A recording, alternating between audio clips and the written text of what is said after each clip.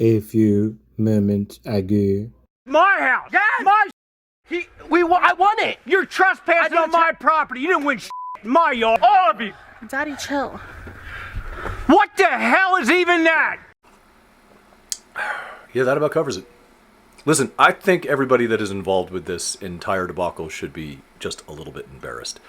Even the people that I know that I have personal relationships with who are putting out videos on this, come on. This is not high stakes. This is not impactful. At the end of the day, one more broccoli-haired, fake natty or not does not matter. But if you want to hear my unvarnished, kind of heated but well-intentioned thoughts on it, and I won't hold back, no holds barred, I'm going to give them to you. But after we talk about something useful. See, that's the way that it's going to be from now on. If we're going to talk about drama at all, it's going to be after you eat your vegetables. Eat your vegetables, eat your vegetables, eat your f***ing vegetables. So today, I'm going to tell you how I lost 16 pounds in just 4 weeks and how I plan to use that model, scaled back a little bit, to lose weight moving forward and to get down to a competition weight of 242 pounds. I managed to lose 16 pounds in just 4 weeks, consistently, and it wasn't that hard. Right now I'm at 270. I've been at 270 to 286 for the last 3 years. And it's really time to go ahead and lean up for a couple of reasons. One, because it's better for my health. It'll be better for my joints. But two, you guys will pay more attention. As much as most y'all want to think to the contrary, as a community, you will pay more attention to the health tips, the resources, and everything else if I look shredded. It doesn't matter how much I know. I could know everything, which I don't. I could know everything, but if I'm not shredded, you won't listen as much. And if I was shredded, you'd be inclined to listen more, even if I knew less, i.e. V-shreds. That idiot couldn't find his ass with 2 hands and a roadmap, but people still listen to him in the millions. A few years ago, I saw a video on how to get shredded fast, and it had a couple of points that I wanted to try. The first point was do an hour of cardio every single day. I did that, but I quickly found out that I hate doing low-intensity, steady-state cardio, and my threshold is about 35 to 40 minutes. So I started doing about 40 minutes or 2 miles of low-intensity, steady-state cardio, and that works a little bit. But how was I going to get those extra 20 minutes? I really wanted to live up to the hour a day and try it. So what I ended up doing was incorporating 2 10-minute periods of high-intensity work. One boxing, which, as you can see here, this was not about skill work, this was not about looking good or moving good. This was about moving and hitting hard and burning calories. So I would do 3 3-minute rounds, as much work as I could possibly get in, until I had snot coming out of my nose, until I could barely breathe. And I would burn about 180 calories for each one of those sessions. I would also, several hours apart from this effort, row for 10 minutes as far as I possibly could. I'd usually get between a mile and a mile and a half.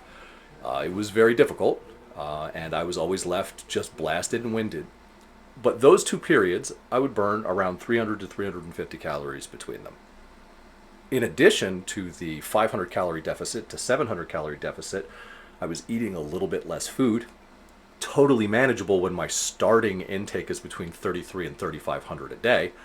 It felt very, very reasonable. And then I would do my normal work on top of that, training for my compound movements. I lost 4 pounds a week doing that, but I also lost about 15% strength in a month. And that was too much. That was not something that I wanted to do. And fortunately for me, life intervened. I got hurt. Partially tore my rotator cuff. Well, this sucks. And at that point, I stopped the weight loss, even though I was making a bunch of progress. I went from 286 pounds to 269 and a half. At that point, I just stopped because my focus was healing up. So I ate good, and I rested good, and I did what work I could. I worked around it to stay active and to stay strong, and it worked. It worked marvelously. And I really wanted to hit 405 pounds at 45 years old, and I managed to hit it one more time while I was still 45 on the last day of my 45th year on March 7th. I was loving being big and strong again, but I was very far away from this goal that I started last year. I said I was going to beat this kid's mid-ass physique, considering how many PEDs that he is on, and that he had 5,500 NGL testosterone, and that he wanted to go up to 10,000, and that's all he managed to build with it. I wanted to show you that this jackwagon, this slack-jawed, wall-touching mouth breather, was not someone to look up to, and that even at 46 years old, 79! even disabled, even with a real job, a real life, real responsibilities, that I would be able to do what he did, and you don't have to resort to the things that he did to get there. And I failed in that because I took an excuse. I took the excuse of getting hurt and losing strength, and I abandoned ship. I'm not going to pretend it was anything different. I did not like losing strength, and I looked for a reason to stop doing it. See, I feel a little bit bad about that. So we have started again. I'm going to go ahead and get down to 242 pounds, but I'm going to do it smart. I'm not going to do it as aggressive as I did the last time that I went through this. It's really important that I only lose about 1 to 2 pounds a week, because that's where I've found that I can maintain the most strength, and strength is what's important to me.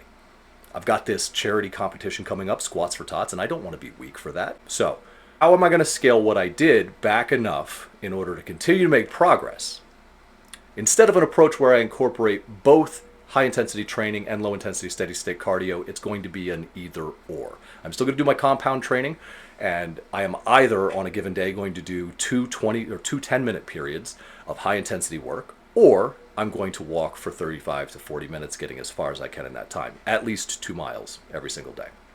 And I've already tried it. It works. I lost 2.5 pounds the very first week that I tried it, just like that. So I know that it works. I know that it's going to continue to work. And all I have to do is monitor my calories slowly over time, decrease my intake by 50 to 100 calories every other week, and I will continue to make progress. I will still lose strength. I am not going to be the guy that just set at 46 years old, disabled with chronically low testosterone and no performance-enhancing drugs. I'm not going to be able to do that. That's okay. I'm looking forward to this. So to wrap this up, it is attainable and achievable. All you have to do is gamify the amount of time that you're supposed to be getting that low-intensity, steady-state cardio, and sneak it in where you can, take walks where you can. Find something that you can do that's very difficult, really challenges you, like sweat and snot pouring out of your face, for about 10 minutes, 20 minutes a day. And you are going to see progress. As long as you keep that nutrition at a reasonable rate, do a slight deficit, it's going to feel very doable. That's how I like to keep things. Simple. Maybe not easy, but simple. And now for all of you who have been so patient waiting on my Hussein hot take, here it is. I think you're all cringy.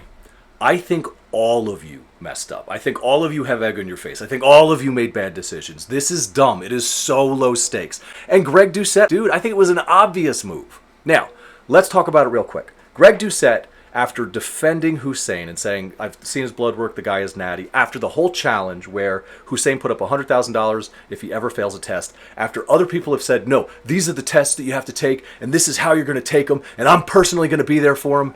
And when you were invited to join, you didn't show up. Kind of sus, fam. And then Hussein goes on to take a lot of those tests and passes all of them, and other people decide to talk about it. Jeff Nippard's like, hey, this is how somebody could be confused for a fake natty. We're going to take these controversial people and we're going to make the case why they might actually be natural and how it appears that they might not be. Gets drug all over the internet. It's all ridiculous. Why is it so ridiculous? Because it doesn't matter. Not if Hussein is natty or not. Hussein is not selling programs based off of his results. He's not saying you can do what I did. He's claiming to have 1 in a million genetics. I've talked about this before, and all of you are being ridiculous about it. You just want to be right. And you're not. So far, you're not. And we're going to talk about why. The situation as it stands right now is that Hussein put originally $100,000 on the line, now $500,000 if he ever fails a test. And Greg Doucette apparently pulled this masterful troll where he left a comment and they made a video saying that, oh, he's going to confess. The thing is, it really was obvious that it was a troll. And I watched TNF's video this morning and he made the case that it wasn't, and I disagree with him. And I'm going to tell you specifically why. Everything that was in the comment and everything that was in the confession video was all of the same sarcastic points that Greg has been making in his videos about Hussein for weeks. All of the steel man arguments, as he put them. All of it. How could it be this revelation, this thing that he's just finding out, if it's exactly the same crap that he's been saying for weeks? It was obviously a troll. It was obvious. I don't think I'm the smartest guy in the room. I think you were all far too eager to have your bias confirmed that you took the bait and you ran with it, and you made videos within hours of it being even hinted, and then it turns out it was all a fabrication. Now, some of you are coming out of the woodwork and you're trying to spin this like, oh, well, see how they were dishonest with this, so they must be dishonest about the other stuff. It is not that. It is unbelievable that Hussein Farhat might be enhanced and might be lying about being natty, It's not that that's hard to believe. It's not that I don't believe that. I just don't believe you. And this is why. The way that you guys have behaved in creating this content has been intellectually dishonest. Many of you came forward and said, he's a fake natty. We demand proof that he's natty. If he was really natty, he would submit to our terms. Here are our terms. Dude man submits to the terms, starts taking all the tests, passes all the tests. Here's the problem. I used to work in intelligence in the Marine Corps. I was part of a unit that was liaised to the NSA to prosecute the anti-narcotic, anti-human trafficking mission. I held a top secret security clearance. I was pretty good at what I did. I was awarded multiple times. I know what I'm talking about when it's assessing information, and I know how it should be communicated when we are trying to come to conclusions with the information that we have. All of the verifiable information that we have so far is testing. Not your opinions, not your arguments that you made on why he should be tested. Specifically the results of your demands being met, which is that he gets randomly tested and he has the blood work done. He's passed all of it. Whether it was a surprise, whether it was Jeff Nippert, whether it was Greg Doucette's company, Algo RX, whether or not it's Connor and his group of people, he's passing it all. Now, I understand the doubt. I doubt. I will not be surprised if he comes back as enhanced. I will not be surprised if it comes back that he was lying the whole time. I will be surprised that he managed to get this far in doing it because all of the data points say that he's clean and he's kept his strength and he's kept his size. He hasn't deflated as you guys insisted he would if he came off so that he could pass the tests. And this is the thing. When you get data that goes against what you want to believe, your preconceived notion, and you refuse to even reevaluate your opinion, when all of the data says you're wrong, thus far, we need more, but when it all says you're wrong, and you insist, no, that's not right, it's actually a bigger conspiracy. He paid the doctors, no proof. He had somebody else take their blood, no proof, no receipts, no witnesses, no transactions, no nothing, just pulled completely out of your rectum. And that's got to be the truth. And one of the ways that I know that you're full of crap is because you said Jeff Nippert is colluding with Greg Doucette. It's not that Jeff Nippert is infallible. It's that that's stupid. That means you don't know the history or you're ignoring it because you can find a way to cram this new conspiracy into your ridiculous theory so that it all stands up. So I'm going to give you the benefit of the doubt and say maybe you didn't know that a few years ago, Greg Doucette made some pretty aggressive call-out videos that involved Jeff Nippert's significant other. Jeff Nippert took it pretty personal, and even when Greg Doucette reached out and tried to apologize man-to-man, Jeff Nippert wasn't having any of it. Haven't you ever wondered why they work with all the same people but never together? Maybe that's because Jeff doesn't have any interest in working with him, and he's certainly not going to go back on that stance that he has held for years for the somehow vague financial benefit that nobody can really specify exactly what that is, that he would have from hiding Hussein's enhanced status in collusion with HTLT supplements and a clothing line or some crap. It's all so moronic, but you're so desperate for it to be true that you will grasp at any straw. This is why I know that you are either underinformed, disingenuous, dishonest, and more likely the fraud than the person you're accusing of being a fraud. I'm not mad about this because you're calling Hussein out. He might be a fake natty, he might not. I don't care. He doesn't matter as a fake natty. Mike O'Hearn matters more as a fake natty. Like all those guys from the 80s and 90s who said, just eat your Wheaties and say your prayers and you'll get big like me, but we're actually on steroids. They're more problematic than Hussein Farhad, who's like, I'm super special. That's dumb. No, you're blatant disregard for the truth, your unwillingness to reevaluate your opinion and acknowledge that you might be wrong is just so f***ing pathetic.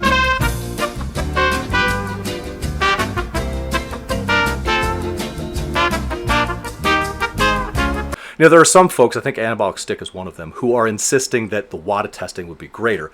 I think that that is a flawed and disingenuous argument because people beat WADA testing all the time, and they test that way, the way that they do, because if they're going to take a medal away from you or disqualify you from a national or international event, they have to say what you did. They can't just take a vague look at your blood work and say, there's some things that are off here which might indicate that you used this, and this is our best guess of what you did. They have to catch you red-handed with what you did in order to ban you. They have to say the substance that you failed, that you agreed not to take and then did take. That's why WADA testing tests the way that they do. It's not inherently better. People have been getting away with beating WADA testing for decades upon decades, thousands of times a year. Apparently, my camera ran out of storage, and I went on a 15-minute rant, so that's all gone. I'm just going to wrap this up. I think that it is perfectly reasonable and understandable for somebody to look at Hussein Farhat and say, the amount of progress that you made with the lack of specialized knowledge that you have, this lack of specialized assistance, it doesn't make sense. And to look at that person and say, I don't think that you're natural. I think that you're being dishonest. And then to say, in order to prove it, you need to do X, Y, and Z. You get to make those accusations and demands. But when the person agrees to it, and thus far, I'd like to see more, thus far manages to pass everything, if you fail to account for that in looking at your opinion, if you fail to even consider it for reevaluating your opinion, then you're the one who's dishonest. And I got a college budget friendly bet for those folks out there who have made a significant presence and profit off of this. Folks like the anabolic stick, you specifically, my dude. I don't want beef with you, but I will make you this bet. I bet that if Hussein goes the next 6 to 12 months without failing a single test, no witnesses come out saying I'm the guy that sells him his juice or any of the rest of that crap, with nothing verifiable, that you don't change your opinion, that you just deepen the conspiracy, that you say even wilder things that are currently going on in American politics. Because you've doubled down so hard and refused to acknowledge any of the verifiable information that you have now, choosing instead to just expand the ridiculous conspiracy to points that just don't make sense and don't fit together. It's all falling apart. Have a difference of opinion? Cool. Disagree? Cool. Be unconvinced by the quality and the level of evidence that you have to this point? Absolutely. All those things are fine, but I don't believe that's what you're doing. It's not that I can't believe that he's a fake natty. I just don't believe you. And until I see evidence, I'm not going to assume my suspicions or my doubts are the truth and insist that they're the truth and call anyone who disagrees with me a sellout or part of a stupid conspiracy. I think you all should be bigger than that. I think you all should be better than that.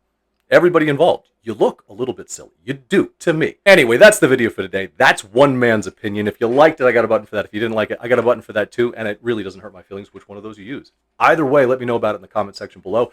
As I mentioned in the last video, though not many people saw it because I'm terrible about playing the algorithm, all of my programs are now free. You can go down to that website below, and no signups, no tricks, no nothing. You click on it, it goes to a Google Drive, has all of my non-person specific programs. Use them, give them to your friends. Make a difference, my gift to you, because I believe nobody's coming to save us and we need to do this work ourselves. If you're interested in running one of my programs on an app, we can do that for as low as $10 a month. If you want one-on-one coaching, I've only got 15 to 25 people that I work with at a given time where I'm talking to them every day, individualized program, nutrition advice, and things like that. The work that I do at the nonprofit International Preparatory High School is far more important than YouTube to me. So I do focus on that, but I also try to make time helping people in online coaching. If you're interested in those opportunities, hit me up with my email. And until I see you guys in the next video, take care of yourselves, take care of each other, and find a little time to stop being such big fucking ninnies about stuff that doesn't matter. I mean, find a little time to go fit yourself.